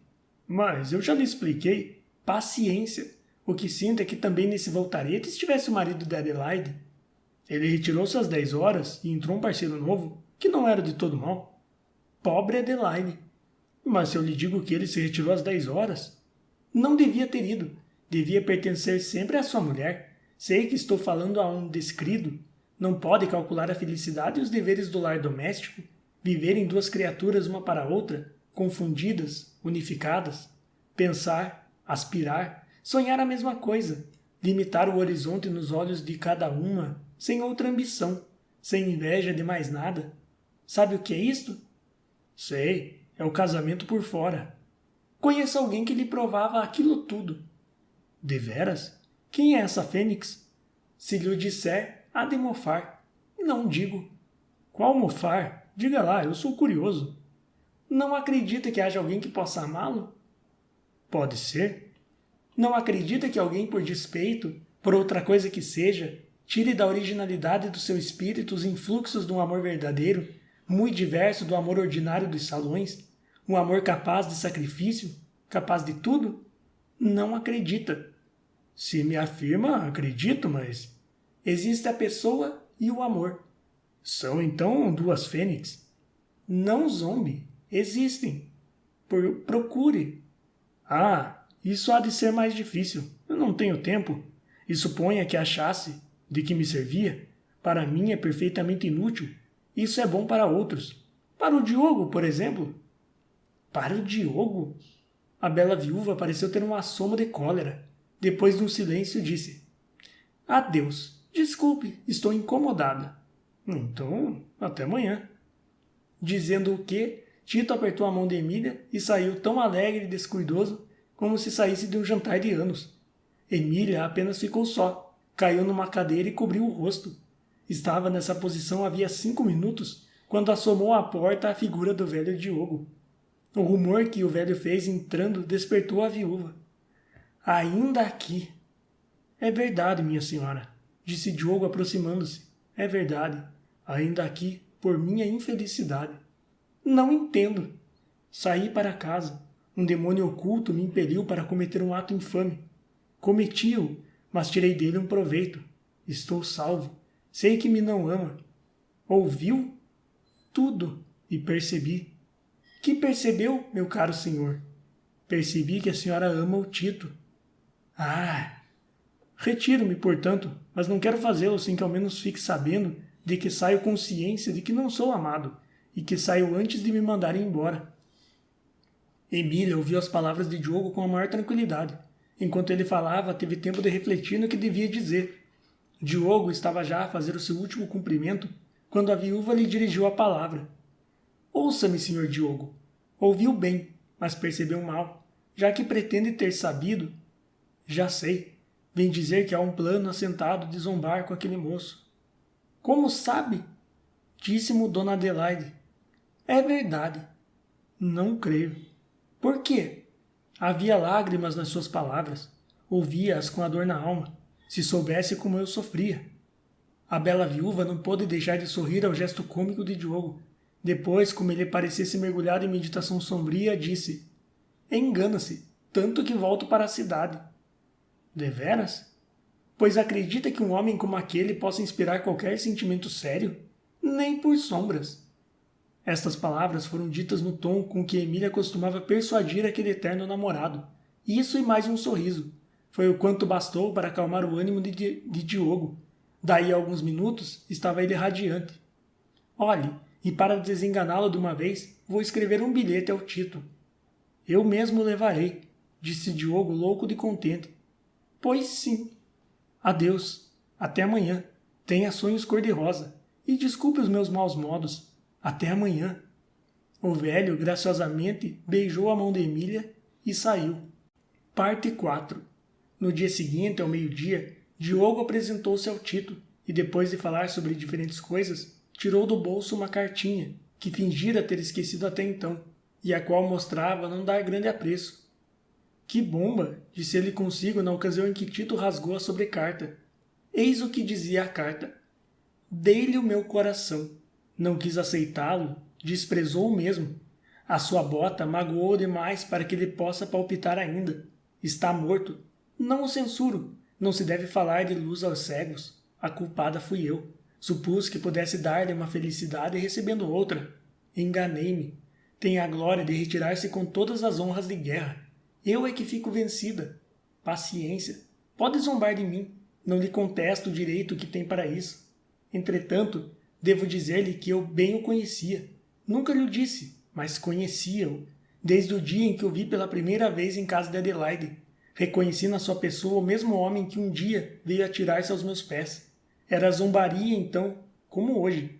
Eu já devia conhecê-lo. Caro pago o meu engano. Adeus, adeus para sempre. Lendo esta carta, Tito olhava repetidas vezes para Diogo. Como é que o velho se prestara àquilo? Era autêntica ou apócrifa a tal carta? Sobre não trazer a assinatura, tinha a letra disfarçada. Seria uma arma de que o velho usara para descartar-se do rapaz?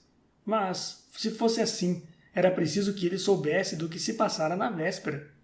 Tito releu a carta muitas vezes e, despedindo-se do velho, disse-lhe que a resposta iria depois. Diogo retirou-se esfregando as mãos de contente. É que a carta, cuja leitura os leitores fizeram ao mesmo tempo que o nosso herói, não era a que Emília lera a Diogo. Na minuta apresentada ao velho, a viúva declarava simplesmente que se retirava para a corte e acrescentava que entre as recordações que levava de Petrópolis figurava Tito, pela figura que ela havia representado diante dele. Mas essa minuta, por uma destreza puramente feminina, não foi a que Emília mandou a Tito, como viram os leitores. À carta de Emília, respondeu Tito nos seguintes termos. Minha senhora, li e reli a sua carta, e não lhe ocultarei o sentimento de pesar que ela me inspirou. Realmente, minha senhora, é esse o estado do seu coração? Está assim tão perdido por mim? Diz Vossa Excelência que eu, com a minha bota, machuquei o seu coração. Penaliza-me o fato sem que eu, entretanto, o confirme. Não me lembra até hoje que tivesse feito estrago algum desta natureza. Mas, enfim, Vossa Excelência o diz, e eu devo crê-lo. Lendo esta carta, Vossa Excelência dirá consigo que eu sou o mais audaz cavalheiro que ainda pisou a terra de Santa Cruz? Será um engano de observação. Isto em mim não é audácia, é franqueza. Lastimo que as coisas chegassem a este ponto, mas não posso dizer-lhe nada mais que a verdade. Devo confessar que não sei se a carta a que responde é de Vossa Excelência. A sua letra, de que eu já vi uma amostra no álbum de Dona Adelaide, não se parece com a da carta. Está evidentemente disfarçada. É de qualquer mão. Demais, não traz assinatura. Digo isto porque a primeira dúvida que nasceu em meu espírito proveio do portador escolhido. Por quê? Vossa Excelência não achou outro senão o próprio Diogo? Confesso que de tudo o que tenho visto em minha vida, é isto que mais me faz rir. Mas eu não devo rir, minha senhora. Vossa Excelência abriu seu coração de um modo que inspira antes compaixão. Esta compaixão não lhe é desairosa, porque não vem por sentido irônico. É pura e sincera. Sinto não poder dar-lhe essa felicidade que me pede. Mas é assim. Não devo estender-me, contudo, custa-me arrancar a pena de cima do papel. É que poucos terão a posição que eu ocupo agora, a posição de requestado. Mas devo acabar e acabo aqui, mandando-lhe os meus pêsames e rogando a Deus para que encontre um coração menos frio que o meu. A letra vai disfarçada como a sua, e, como na sua carta, deixo a assinatura em branco. Esta carta foi entregue à viúva na mesma tarde. À noite, Azevedo e Adelaide foram visitá-la. Não puderam dissuadi-la da ideia da viagem para a corte. Emília usou mesmo de uma certa reserva para com Adelaide, que não pôde descobrir os motivos de semelhante procedimento, e retirou-se um tanto triste. No dia seguinte, com efeito, Emília e a tia aprontaram-se e saíram para voltar à corte. Diogo ficou em Petrópolis ainda, cuidando em aprontar as malas. Não queria, dizia ele, que o público, vendo-o partir em companhia das duas senhoras, supusesse coisas desairosas à viúva. Todos esses pensamentos admiravam Adelaide, que, como disse, via na insistência de Emília e nos seus modos reservados um segredo que não compreendia. Quereria ela, por aquele meio de viagem, atrair Tito? Nesse caso, era cálculo errado, visto que o rapaz, naquele dia como nos outros, acordou tarde e almoçou alegremente. Sabe, disse Adelaide, que a esta hora deve ter partido para a cidade nossa amiga Emília? Já tinha ouvido dizer. Por que será? Ah, isso é que eu não sei. Altos segredos do espírito da mulher. Por que sopra hoje a brisa deste lado e não daquele? Interessa-me tanto saber uma coisa como outra. No fim do almoço, Tito, como quase sempre, retirou-se para ler durante 2 horas.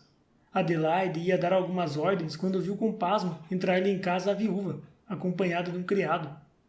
Ah, não partiste, disse Adelaide, correndo a abraçá-la. Não me vês aqui? O criado saiu a um sinal de Emília.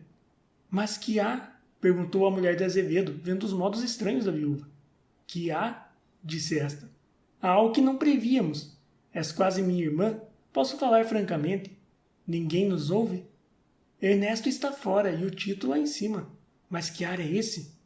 Adelaide, disse Emília com os olhos rasos de lágrimas. Eu o amo. Que me dizes? Isto mesmo. Amo-o doidamente, perdidamente, completamente. Procurei até agora vencer esta paixão, mas não pude. E quando, por vãos preconceitos, tratava de ocultar-lhe o estado do meu coração, não pude. As palavras saíram-me dos lábios insensivelmente. Mas como se deu isto? Eu sei. Parece que foi castigo. Quis fazer fogo e queimei-me nas mesmas chamas. Ah, não é de hoje que me sinto assim. Desde que os seus desdéns em nada cederam, comecei a sentir não sei o quê. Ao princípio despeito, depois um desejo de triunfar, depois uma ambição de ceder tudo, contanto que tudo ganhasse. Afinal, não fui senhora de mim. Era eu quem me sentia doidamente apaixonada e lhe manifestava, por gestos, por palavras, por tudo. E mais crescia nele a indiferença, mais crescia o amor em mim. Mas estás falando sério? Olha antes para mim. Quem pensara? A mim própria parece impossível, porém é mais que verdade. E ele? Ele disse-me 4 palavras indiferentes, nem sei o que foi, e retirou-se. Resistirá? Não sei. Se eu adivinhara isto, não te insinuaria naquela malfadada ideia. Não me compreendeste. Cuidas que eu deploro o que acontece? Oh, não. Sinto-me feliz. Sinto-me orgulhosa. É um desses amores que brotam por si para encher a alma de satisfação. Devo antes abençoar-te. É uma verdadeira paixão, mas acreditas impossível a conversão dele? Não sei, mas seja ou não impossível, não é a conversão que eu peço. Basta-me que seja menos indiferente e mais compassivo. Mas que pretendes fazer? Perguntou Adelaide, sentindo que as lágrimas também lhe rebentavam dos olhos. Houve alguns instantes de silêncio. Mas o que tu não sabes, continuou Emília, É que ele não é para mim um simples estranho. Já o conhecia antes de casada. Foi ele que me pediu em casamento antes de Rafael. Ah, sabias? Ele já havia contado a história, mas não nomeara a santa. Eras tu? Era eu. Ambos nos conhecíamos, sem dizermos nada um ao outro. Por quê? A resposta a esta pergunta foi dada pelo próprio Tito, que assomara à porta do interior. Tendo visto entrar a viúva de uma das janelas, Tito desceu abaixo ao ouvir a conversa dela com Adelaide. A estranheza que lhe causava a volta inesperada de Emília podia desculpar a indiscrição do rapaz. Por quê? Repetiu ele. É o que vou lhes dizer. Mas antes de tudo, disse Adelaide, não sei se sabe que uma indiferença tão completa como a sua pode ser fatal a quem lhe é menos indiferente? Refere-se à sua amiga? Perguntou Tito. Eu corto tudo com uma palavra. E voltando-se para Emília, disse, estendendo-lhe a mão. Aceita a minha mão de esposo? Um grito de alegria suprema ia saindo do peito de Emília, mas não sei se um resto de orgulho ou qualquer outro sentimento converteu essa manifestação em uma simples palavra, que aliás foi pronunciada com lágrimas na voz. Sim, disse ela. Tito beijou amorosamente a mão da viúva, depois acrescentou. Mas é preciso medir toda a minha generosidade. Eu devo dizer, aceito a sua mão. Devia ou não devia? Sou um tanto original e gosto de fazer inversão em tudo. Pois sim, mas de um ou de outro modo sou feliz. Contudo, um remorso me surge na consciência. Dou-lhe uma felicidade tão completa como a que recebo?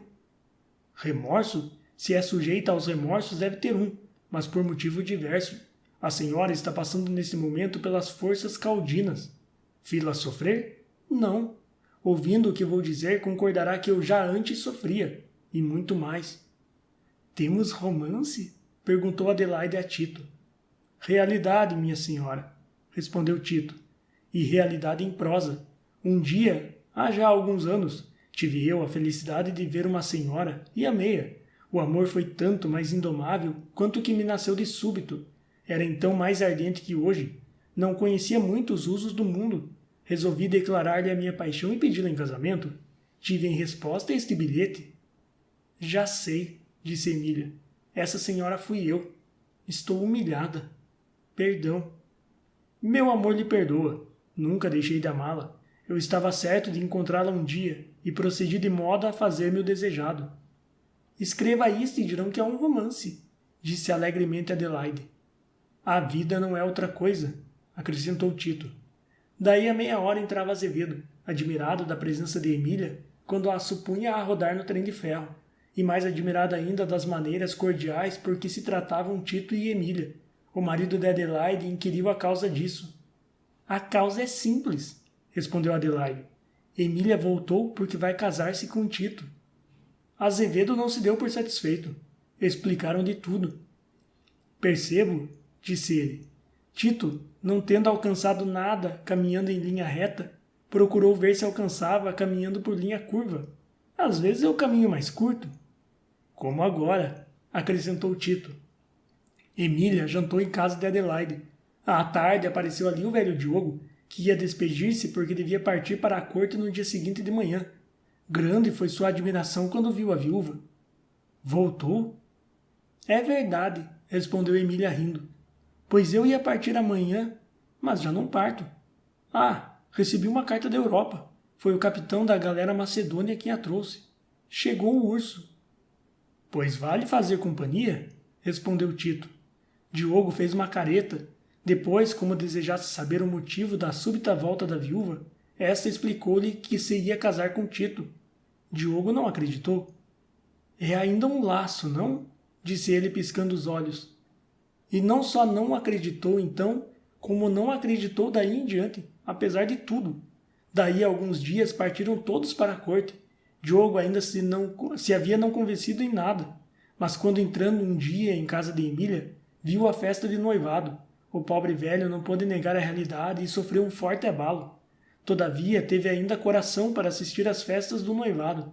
Azevedo e a mulher serviram de testemunha. É preciso confessar, escrevia 2 meses depois o feliz noivo ao esposo de Adelaide. É preciso confessar que eu entrei num jogo arriscado. Podia perder. Felizmente, ganhei.